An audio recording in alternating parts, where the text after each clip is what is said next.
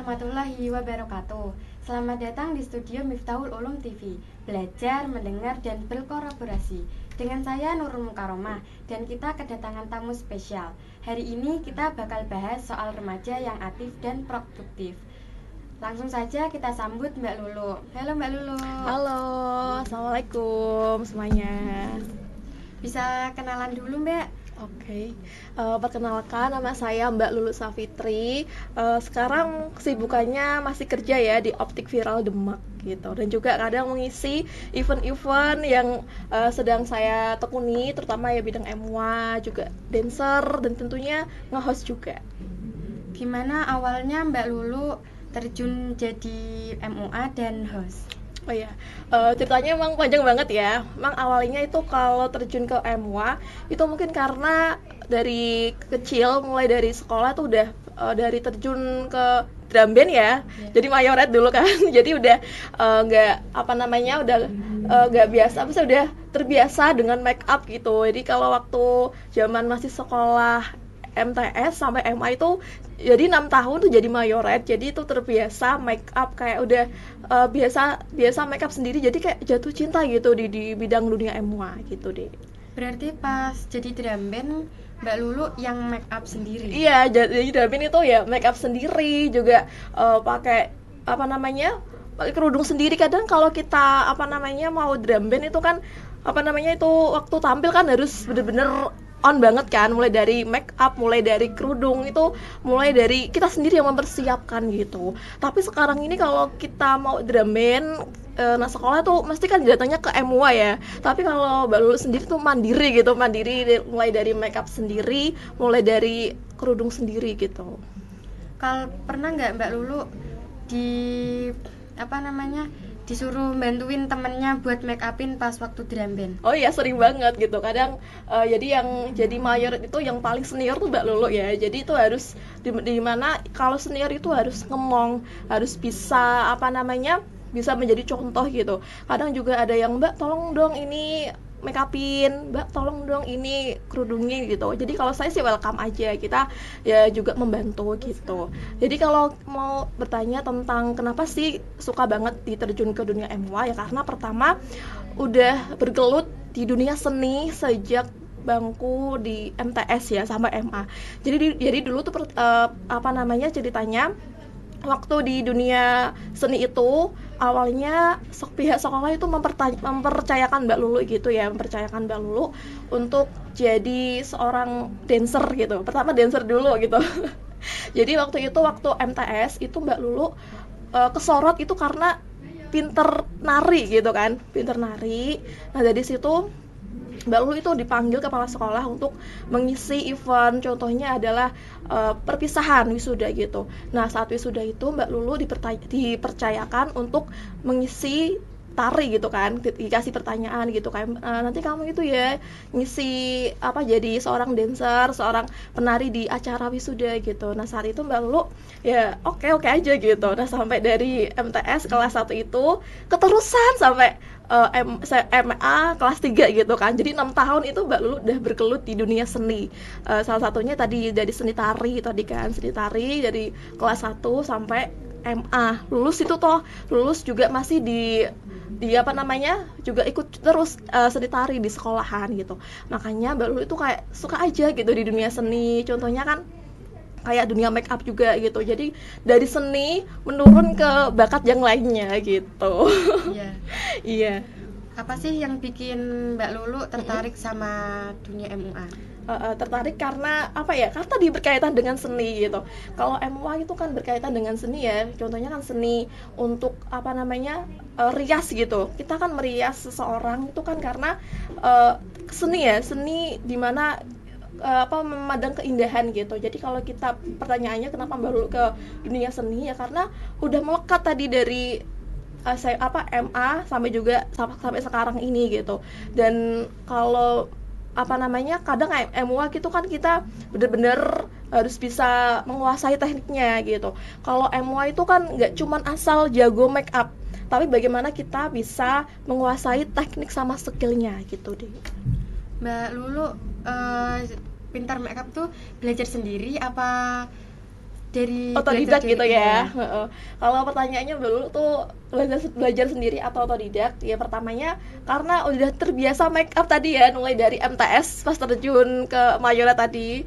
Nah dari situ Mbak Lulu juga nggak merasa sudah pinter, udah nggak merasa kayak jago make up, tapi Mbak Lulu di situ terus mengasah skill gitu, mengasah sekiranya kalau kita kan make up itu memang otodidak, tapi sebaiknya kita juga terus mendalami juga, menekuni bakat kita, menekuni hobi kita, sehingga nanti bisa kedepannya berimpact, berdampak kepada semua orang gitu kan. Jadi setelah Mbak Lulu lulus dari MA, Mbak Lulu itu sampai terjun ke dunia MUA karena tadi kan masih suka, masih cinta dengan dunia seni. Jadi terjun juga ikut pelatihan gitu kan. Misal ada beauty class di diselenggarakan sama pihak pihak kosmetik. Itu pertama itu kosmetik itu Ines ya. Jadi Ines itu mengadakan beauty class di Hotel Amantis gitu kan. Saat itu baru tertarik nih gitu. Saya ajak teman aku, yuk kita ikut yuk beauty class di di Hotel Amantis gitu. Akhirnya ikut dan gak nyangka gitu dapat kategori makeup terbaik juga gitu kan. Seneng gitu. Akhirnya saat itu Mbak Lulu tuh kayak mendalami gitu. Mbak Lulu mencoba untuk bagaimana caranya hobi ini tuh bisa gak cuman untuk diriku saja, tapi juga nanti kedepannya bisa bermanfaat bagi orang lain, juga bisa mengasah skill, dan tentunya bisa membuat kita semakin berkembang gitu deh. Biasanya Mbak Lulu kalau MUA macain siapa aja? Makanya siapa saja. Pertama itu kalau kita terjun jadi MUA, pertama itu harus kita membangun portofolio deh. Jadi saat itu yang Mbak Lulu make upin itu adalah anak-anak kecil gitu. Anak-anak kecil, anak-anak SD gitu kan. Kadang datang ke rumah Mbak Lulu gitu. Mbak, itu tolong dong make upin gitu. Akhirnya Mbak Lulu ya, oke tak make upin gitu deh, make upin. Terus akhirnya jadiin portofolio. Nah, setelah portofolio itu kemudian kita bangun personal branding gitu kan.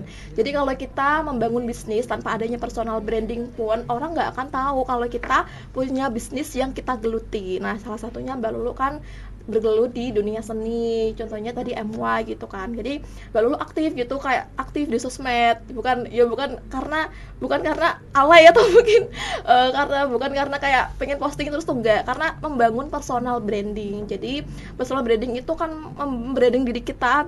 Kalau kita mau membuka bisnis, kita harus mencoba untuk menampilkan tadi personal branding kita ke sosial media gitu. Berarti Mbak Lulu punya sosial media? Iya, gitu di Instagram, Facebook, TikTok. Nanti coba dicari ya @safitrilulu gitu. Iya. Terus tentang host juga ya. Nah, kalau misal tentang host juga, awalnya itu Mbak Lulu tuh bukan tipe orang yang jago ngomong sebenarnya. Mbak Lulu itu tipe orang yang introvert, tahu kan introvert. Jadi introvert itu orang yang nggak pede dengan kamera, nggak pede ngomong, nggak pede tampil di di banyak orang, di depan umum gitu kan. Nah, saat itu Mbak Lulu mencoba mikir, kalau saya introvert terus, kalau saya terus menutup diri, tidak menunjukkan bakat ataupun skill gitu kan, orang kan nggak akan tahu kalau kita punya bakat gitu. Nah, untuk kalian ini ya, untuk kamu sendiri kan kamu masih muda gitu, kalau kamu selagi punya bakat, selagi punya skill, entah itu public speaking, entah itu make up, entah itu host, ataupun hobi memasak nih ya, nah itu bagus banget untuk diasah gitu. Kalau kita punya bakat tapi cuman sekedar hobi, nggak dikembangin, nanti kita tuh kayak orang nggak bakal tahu kalau kita punya skill, punya kemampuan gitu. Karena sekarang ini banyak Gen Z tuh punya kemampuan, punya skill, tapi itu malas untuk mempersonal brandingkan di sosial media gitu loh. Nah, jadi kalau kamu punya, misal Mbak Lulu kan punya, pertama bakatnya Mbak Lulu adalah tari sebenarnya. Dari tari itu kan, jadi saya mikir gini, kok saya punya bakat tari tapi tidak dikembangin, tapi tidak di kayak nggak dikembangin sama nggak ditekuni gitu kan, kayak seakan-akan tuh kayak eman-eman banget gitu kan. Nah, saat itu sebelum kita ke host gitu ya, ke host dulu saya mau cerita dulu tentang hobi gitu kan. Jadi hobinya Mbak Lulu itu mungkin dari MTS itu kan awalnya tuh tari gitu, lebih suka tari gitu kan, sampai saat ini masih gitu bergelut ke dunia tari gitu. Nah, saat itu Mbak Lulu juga mikir, kalau misal kita punya bakat tapi tidak ditekuni, nanti kan yang ada orang tuh nggak bakal tahu kalau kita punya skill, punya bakat yang luar biasa gitu. Saat itu Mbak Lulu apa namanya bener-bener kayak berjanji sama diri kita gitu, berjanji sama Mbak Lulu sendiri gitu kan. Jadi kayak gini, kayak kalau kita punya skill kita harus kembangin. Nah saat itu ada momen dimana ada pelatihan host gitu kan, ada pelatihan host di Dinas Pariwisata Demak gitu kan. Pelatihannya tuh di Pendopo Demak 2 hari gitu kan. Jadi saat itu ya Mbak Lulu juga masih tuh dengan sikap introvert gitu kan. Nggak jago ngomong, juga tentunya apa namanya nggak berani speak up, nggak berani tampil percaya diri gitu kan. Setelah ikut pelatihan host diselenggarakan di Dinas Pariwisata Demak di Pendopo 2 hari itu, nah baru tuh dapat pengalaman, dapat ilmu baru gitu kan. Jadi intinya saat itu kalau kita nggak berani, nggak mau bergerak dan tidak mau memulai dari sekarang, ya kita akan ketinggalan gitu. Kita akan merasa menjadi diri yang nggak bisa berkembang. Nah saat itu awalnya juga jadi host itu ya awalnya coba-coba, awalnya coba-coba nggak kayak nggak merasa ini tuh bakal jadi fashionnya Mbak Lulu tuh enggak. Awalnya sih coba-coba, awalnya cuman ini sebagai pengalaman aja gitu kan. Akhirnya saat itu setelah pelatihan, nah dari pihak Dinas Pariwisata Demak itu menawarkan ini siapa sih yang mau jadi host gitu kan, menawarkan dari peserta lain yang terlibat dalam pelatihan itu kan. Nah saat itu Mbak Lulu tuh kayak antara percaya sama nggak percaya gitu kan, memberanikan diri gitu, saya bu, saya mau gitu, padahal isi hati tuh ya Allah ini gimana gitu. Nah akhirnya itu memberanikan diri gitu kan ya, ikut apa namanya jadi host saat pertama kali gitu kan, saat pertama kali. Terus ya saat pertama kan mesti kita kan juga gak mungkin langsung hebat, gak mungkin langsung tak tek ngomongnya gitu kan, mesti kan ada deg-degan, ada nervous, ada canggung, terus juga belibet tuh mesti ya. Tapi saat itu Mbak Lulu evaluasi gitu, saat seiring bertambahnya waktu Mbak Lulu itu mencoba untuk evaluasi diri. Jadi selama jadi host itu kadang tuh Mbak Lulu juga butuh saran sama kritik dari karyawan dari Dinas Pariwisata Demak, tanya gitu kan, Mbak ini saran kritiknya tuh untuk saya tuh apa gitu kan. Terus juga dikasih saran kritik ya pokoknya kalau jadi host itu pertama harus percaya diri, harus bisa membawakan acara itu dengan happy, dengan apa sikap kita yang apa adanya gitu, jangan sepaneng, nggak boleh ngomongnya cepet, nggak boleh ngomongnya belibet, jadi harus dinikmatin gitu kan ya. Nah setelah berjalannya waktu saya belajar, nah akhirnya dari introvert itu kayak udah lupa gitu. Awalnya introvert tapi awal ya dengan seiring bertambahnya waktu, dengan bertambahnya pengalaman juga ya kita harus bener-bener berani gitu, kita harus keluar dari zona nyaman. Mungkin sebelumnya baru introvert, tapi kalau sekarang ini kita harus bisa belajar dan memulai dari sekarang gitu. Kalau kita nggak memulai dari sekarang, kita bakal nggak bisa berkembang, kita bakal stuck di posisi itu terus gitu deh. Berarti Mbak Lulu jadi MUA sama host juga ya? Jadi kalau tanyain MUA sama host itu emang kayak otodidak gitu, kayak ya karena memberanikan diri aja gitu, karena itu bukan bener-bener kemauan dari Mbak Lulu sendiri, karena ya berjalannya waktu, karena kita mau belajar, karena kita mau mencoba gitu. Nggak ada salahnya kan kalau kita mau belajar dan mencoba hal-hal yang positif gitu deh. Oh tantangan ya? Ya. Tantangan kalau bicara tentang tantangan, kalau kita dalam kehidupan kita ya pasti ada yang tantangan, mulai dari MUA, mulai dari tari, mulai dari host dan lain sebagainya, itu pasti ada tantangan gitu. Kalau dari MUA dulu nih ya, dari MUA itu tantangan terbesarnya ya kita pertama itu mencari klien gitu. Kadang kan klien itu kan standar untuk fashion makeup tuh kadang tinggi gitu. Mbak pengen makeup yang bagus, pengen makeup yang flawless, pengen makeup yang awet, tapi minta harga yang sekian lah gitu, ya di bawah standar gitu. Nah itu kadang kan kita mikir, kita kan jadi MY itu kan nggak menjual bedak, nggak menjual kosmetik, tapi apa skill gitu kan.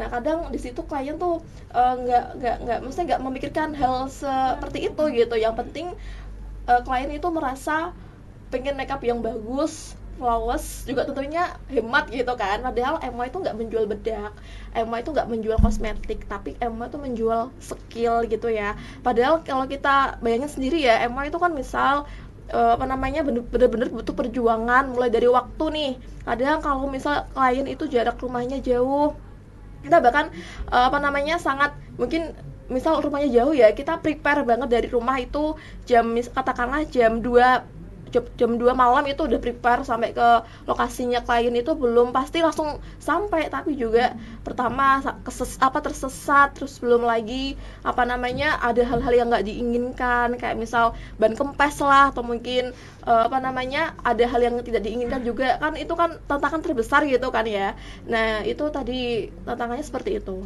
Nah kalau dari host sendiri tantangannya awal pas terjun ke dunia host itu ya ada tantangan, nggak langsung mulus tuh, nggak ya, ada tantangan.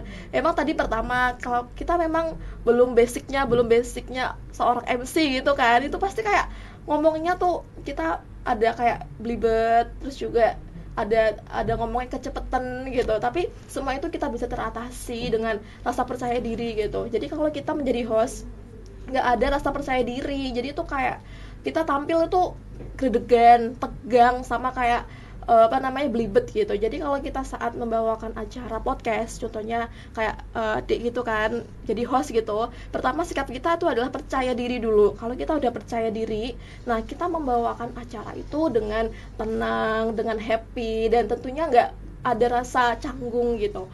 Kalau kita jadi host dengan ada rasa nggak percaya diri gitu ya, ngomong aja tuh udah bingung gitu, ini ngomongnya gimana, habis ini ngomong apa gitu. Jadi host itu memang harus bener-bener butuh latihan juga, butuh belajar, gak langsung bisa. Jadi sekiranya kita jadi host itu juga belajar gitu, kita juga evaluasi, juga tentunya teman-teman kita nih yang sekitar kita tuh tanyain, abis nonton podcast ini ya, ditanyain tadi aku jadi host tuh di podcast tadi gimana sih, ada saran kritiknya nggak gitu kan, ditanyain. Terus tadi teman kamu misal bilang, oh iya kurang ini, kurang itu, kurang ini, akhirnya kamu belajar lagi, evaluasi. Misal kamu dibilangin ini kamu tuh harus belajar ngomong biar lancar gini-gini, berarti kamu harus belajar gitu. Belajar tuh nggak belajar sekarang itu mudah banget deh, mudah mungkin dari orang langsung ya, atau enggak lewat TikTok ada, lewat Facebook ada, semuanya tuh ada tutorialnya gitu, public speaking gitu. Jadi memang ya wajar aja kalau kita nggak basicnya seorang public speaker gitu ya. Kalau ngomong emang pertama itu terjun emang ada rasa grogi, ada rasa canggung, juga tentunya ada rasa deg-degan gitu. Tapi itu bisa kita atasi ya dengan tadi rasa percaya diri, sama kita yakin kita pasti bisa gitu. Dan paling penting adalah banyak belajar, juga banyak evaluasi diri gitu deh. Kan Mbak Lulu jadi host sama jadi MUA. Misal Mbak Lulu dipanggil buat nge-host, terus Mbak Lulu juga dipanggil buat make upin orang. Terus Mbak Lulu tuh waktunya gimana gitu. Iya, itu memang banyak orang bertanya-tanya gitu kan. Sekarang kan memang pertama kesibukannya tuh kerja di optik ya, kadang sip-sipan misal siang gitu kan, misal ada tawaran jadi host nih dari dinas pariwisata gitu kan. Kalau nge-host di dinas tuh kan sekitar jam 9 gitu, jadi Mbak Lulu itu ambil sip siang, jadi paginya itu bisa kita ambil tuh jadi host gitu deh ya. Kalau misal ada make up mendadak acara pagi gitu kan, misal sip kita sip pagi, terus jadwalnya sip kita kerja sip pagi, terus kalau misal ada make up jam 6 pagi gitu ya, kita harus bener-bener bisa kayak kalau enggak ya ambil libur gitu, diambil libur, atau enggak ya kita bisa bisa meyakinkan klien kalau itu jam 6 kita bisa gitu loh. Apa momen paling berkesan selama Mbak Lulu ngejalanin dua itu ya? Sebenarnya Mbak Lulu juga selain jadi host, selain jadi MUA juga menggeluti bidang seni, itu seni tari juga deh gitu. Kalau momen berkesan pasti ada gitu. Kalau di MUA sendiri ya kita dapat teman baru gitu. Klien tuh bukan orang yang hanya sekedar kita make upin, tapi juga bisa menjadi kita saudara, bisa menjadi kita sahabat gitu. Kadang habis make upin ini klien ini terus kita ketemu nih, oh Mbak Lulu ya gitu, jadi kayak nambah silaturahmi baru, menambah saudara gitu. Nah kalau sendiri sih momen berkesannya ada gitu ya. Jadi yang sebelumnya nggak kenal dengan orang-orang yang sukses, orang-orang yang mungkin memotivasi gitu, bisa banyak yang baru kenal gitu, mulai dari kalangan orang-orang pembisnis, dari orang seni, itu baru udah mulai kenal sampai duta wisata di Kabupaten Demak juga baru udah banyak yang kenal gitu kan, gitu deh. Jadi banyak sih kesannya gitu. Pernah nggak hasil make upnya Mbak Lulu dikritik? Terus gimana cara nanggepin? Hobinya, ya dulu pas waktu make upin pernah ya. Jadi waktu kita segala sesuatu kalau kita mulai memang nggak berjalan mulus, memang nggak langsung bisa bagus banget tuh nggak. Jadi salah satunya adalah make up nih ya. Misal kalau kita ditanyain ada nggak sih apa namanya momen dimana hasil karya kita atau mungkin makeup kita dikritik tuh ada gitu. Waktu itu ada mungkin pengalaman dulu makeupin apa ya, makeupin bridesmaid juga ya, bridesmaid juga. Jadi waktu itu ya memang waktu kita terjun itu makeupin diri sendiri sama orang lain tuh beda gitu. Kalau kita makeupin diri sendiri kan kita tahu jenis kulit kita kayak gimana, makeupin kita kan juga tahu bagian-bagian yang kita seharusnya kasih ini kasih itu tuh tahu gitu. Tapi kalau klien kita harus bener-bener lebih banyak belajar gitu, mulai dari jenis kulit, mulai dari makeup seperti apa gitu. Misal nih makeupnya minta flawless gitu, ya kita harus makeupin yang sesuai dengan ekspektasi klien. Tapi kalau waktu dikritik tuh ada dikritik waktu ya mungkin sekarang kan ekspektasi makeup MUA tuh harus awet ya. Nah kata awet itu tergantung jenis kulit klien gitu. Misal jenis kulit klien itu berminyak parah gitu kan, kita udah berusaha semaksimal mungkin bahwa MUA itu kan nggak menjual bedak, apa namanya, MUA kan karena skill kan. Nah kita udah berusaha dimana makeup kita tuh udah yang terbaik gitu kan. Nah saat itu kan mungkin wajah klien kan berminyak parah gitu dan longsor gitu, longsor ya karena mungkin ya memang waktu makeup itu kita juga harus sebagai klien juga harus bisa menjaga makeup kita sebagaimana kita juga nggak cepat longsor gitu. Contohnya ya kita harus benar-benar hati-hati gitu. Nah saat itu memang waktu pertama kali makeupin klien itu ya tadi ya longsor gitu kan, akhirnya Mbak Lulu evaluasi, oh apa yang kurang ya, oh ternyata bagian base makeup itu kayak sebelum makeup kita harus memang pakai foundation, pakai serum kayak gitu kan. Nah itu kan harus bener-bener balance gitu. Nah saat itu Mbak Lulu juga evaluasi gitu, evaluasinya gini, dari makeupku tadi ada nggak sih yang mungkin saran kritiknya gitu.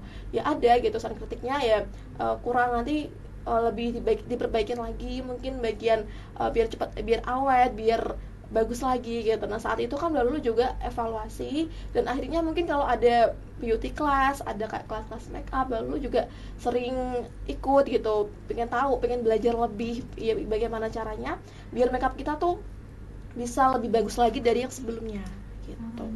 Mbak Lulu jadi MUA sendiri atau punya tim?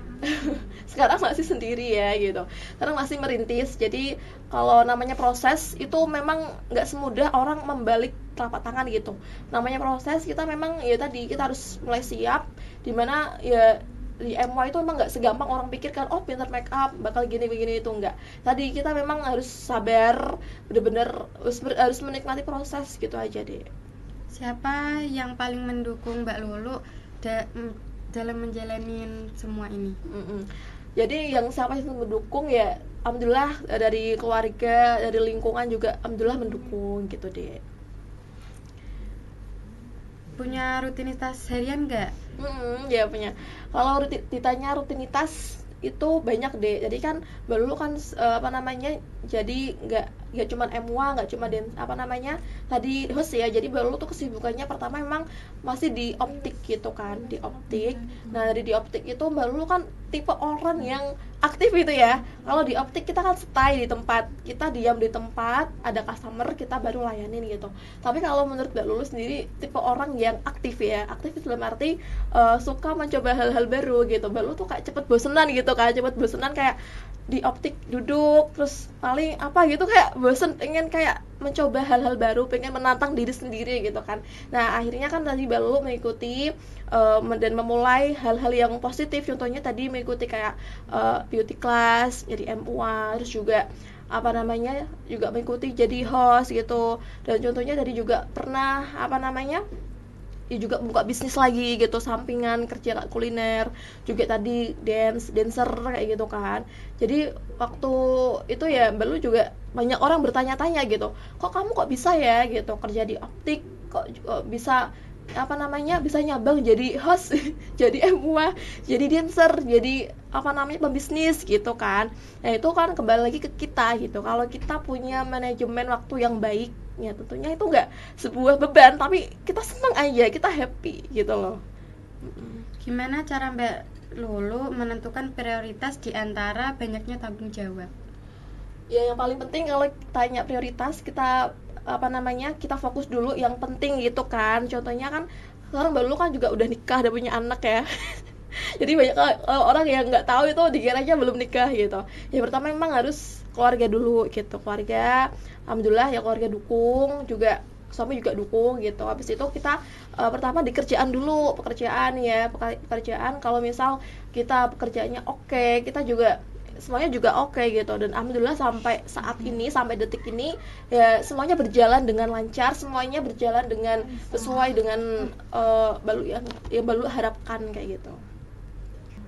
Selain jadi tari sama MUA, Mbak Lulu kan jadi dancer. Boleh ceritain sedikit nggak? Oke gitu. Jadi tadi kan saya juga pernah tadi kan cerita dari awal ya. Jadi kalau ditanya tentang dancer, itu Mbak Lulu itu sudah bergelut di dunia seni tari itu mulai dari MTS kelas 1 gitu. Jadi saat itu Mbak Lulu tuh emang skillnya tuh belum kelihatan gitu. Akhirnya saat itu Mbak Lulu tuh kayak lihat orang tari itu, pertama adalah pas ada event wisuda atau kakak kelas pas tari itu Mbak Lulu kayak suka aja, seneng gitu lihat orang tuh tari, menari gitu kan, sama diiringin musik itu kayak seneng aja gitu, kak jatuh cinta. Saat itu apa namanya Mbak Lulu kan di apa namanya dipanggil sama kepala sekolah gitu kan, nanti kamu itu ya ngisi apa namanya seni tari di wisuda gitu saat kelas 1 waktu itu ya. Saat itu waktu kelas 1, nah baru tuh ya awalnya mengiyakan gitu, mengiyakan. Nah dari yang awalnya coba-coba sampai saat ini tuh kayak menjadi hobi yang baru sukai gitu. Jadi sampai saat ini baru juga sampai sekarang masih suka gitu dalam dunia dancer gitu, dan pernah juga menantang diri ya. Balu tuh emang orangnya suka menantang diri gitu. Saat itu ada event Hari Tari Dunia, pernah ya kamu ikut itu nggak? Pernah lihat Hari Tari Dunia nggak? Enggak Ya. Nah waktu itu Mbak Lulu kan pernah ikut Hari Tari Dunia di Pendopo Noto Bratan Kadilangus itu. Nah itu tuh ada cerita unik nih, Mbak Lulu cuman cerita di sini ya, itu unik banget. Jadi waktu itu Mbak Lulu penantang diri gitu. Nah kenapa menantang diri? Karena dari 500 peserta lebih itu apa namanya semua itu dari sanggar ternama di kota Demak, bahkan di luar Demak, dan cuman Mbak Lulu saja yang nggak ada sanggar seni tari gitu.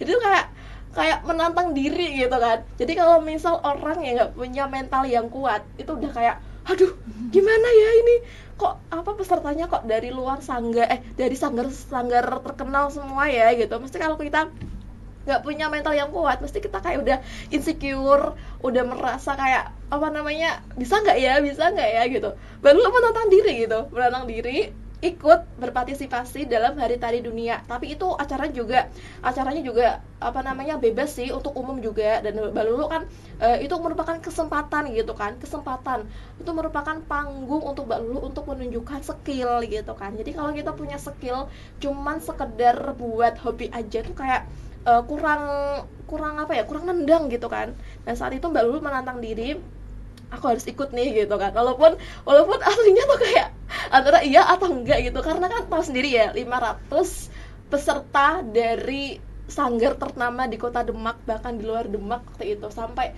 ya banyak sih waktu itu banyak banget ikut gitu kan. Nah saat itu Mbak Lulu tampil tari apa namanya cuma tari tunggal itu semuanya kan ya ada sih yang tari tunggal, cuman kan tari tunggal di situ kan pada membawa nama sanggar kan.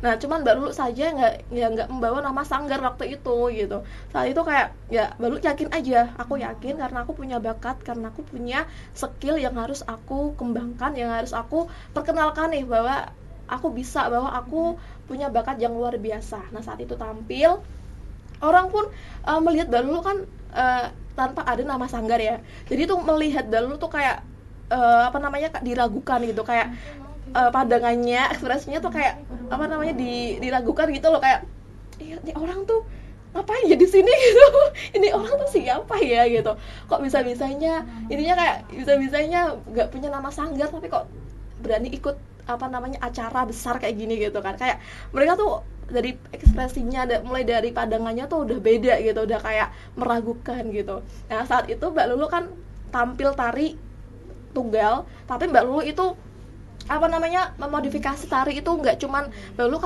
Lulu kan juga membawakan tari, nggak cuman tari tradisional ya.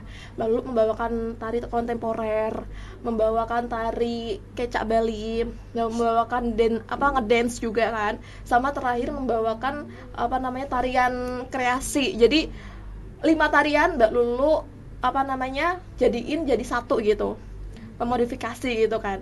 Nah saat Mbak Lulu giliran mau tampil gitu, jeng jeng jeng jeng gitu kan, mau masuk gitu, orang tuh udah ngeliatinnya tuh udah kayak bedanya tuh kayak meragukan gitu, nih orang tuh siapa ya, kok bisa-bisanya ikut tari tapi nggak punya nama sanggar gitu kan.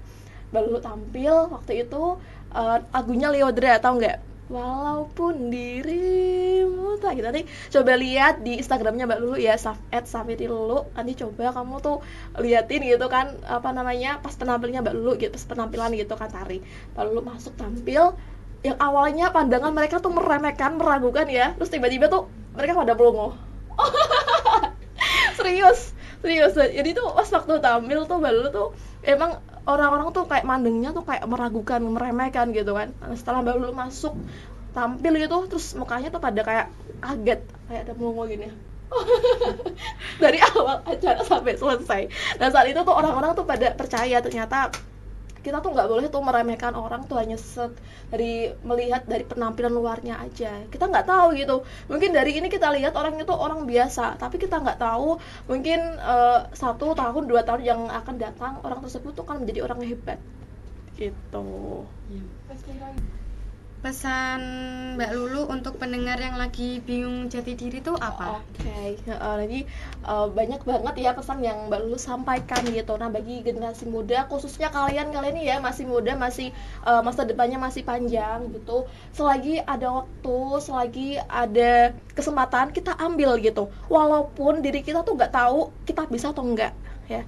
Jadi kalau kita ada kesempatan, ada peluang, tapi kalau kita nggak bisa mengambil kesempatan sebaik mungkin, kita nggak bakal berkembang gitu, kita bakal stuck di di situ aja, kita nggak bakal bisa mengetahui ataupun tidak punya pengalaman di luar gitu. Jadi buat kalian Gen Z ini ya, masa depannya masih panjang, kita gunain untuk hal-hal positif. Sekiranya ada mungkin event kayak misal beauty class, ada event mungkin untuk mengembangkan bakat minat, itu ikutin aja gitu. Nah salah satunya kemarin Mbak Lulu juga sering nih ada event-event di Demak. Kemarin itu di BUMN itu kan ada pelatihan tentang bisnis gitu. Mbak Lulu ikut gitu, walaupun Mbak Lulu emang ada rencana untuk bisnis, tapi Mbak Lulu ikut event tersebut untuk membekali diri biar nanti pas Mbak Lulu terjun ke dunia bisnis, biar tahu lah manajemen, tahu tentang nanti penjualan seperti apa, marketingnya seperti apa, kan Mbak Lulu punya bekal di situ ya. Terus juga kemarin ada event juga di BUMN sama juga di beauty class. Itu kemarin ya Mbak Lulu juga ikut. Jadi beauty classnya itu diadain OMG gitu. Ya itu kalangannya tuh gak cuma Mbak Lulu aja yang muda, tapi juga dari kalangan yang ibu-ibu gitu ya, ibu-ibu yang usianya 40, 50-an itu ikut semua, karena memang mereka itu nggak melihat umur, tapi mereka punya semangat untuk belajar gitu. Jadi kalau kita punya semangat untuk belajar, tentunya nggak cuman skill aja yang kita kita tekuni, tapi juga memperluas pengalaman kita ke depannya gitu. Jadi buat Gen Z ini tolong manfaatin peluang yang ada, manfaatin kesempatan yang ada gitu. Mumpung usianya masih muda ya. Kalau kita misal udah, kadang kan ada ya Gen Z lulus sekolah kelas SMA, lulus sekolah nikah, lulus sekolah udah punya anak, itu sangat disayangkan sekali gitu. Selagi usia masih muda, kita perluas pengalaman, perluas relasi gitu. Jadi kalau kita punya pengalaman yang luas, punya relasi yang luas, misal nih kamu mau cari kerja, punya teman luas gitu kan, punya teman yang banyak, kamu pasti direkomendasiin, kamu itu ya ada loker nih di si A, nanti kamu tak masukin, enak gitu kalau kita punya relasi yang luas gitu. Jadi usia masih muda, tolong manfaatkan sebaik mungkin, perbanyak pengalaman, perbanyak ilmu, juga tentunya perbanyak relasi. Nanti kamu akan bisa menjadi pribadi yang berkembang dan tentunya punya mental yang kuat untuk kedepannya gitu. Wah, seru banget ya ngobrol hari ini. Makasih banyak buat Mbak Lulu udah berbagi cerita di podcast ini. Semoga episode ini bisa jadi penyemangat buat kamu yang lagi cari arah atau yang lagi capek ngejar mimpi. Sampai jumpa di episode selanjutnya. Wassalamualaikum warahmatullahi wabarakatuh. Mbak, dadah.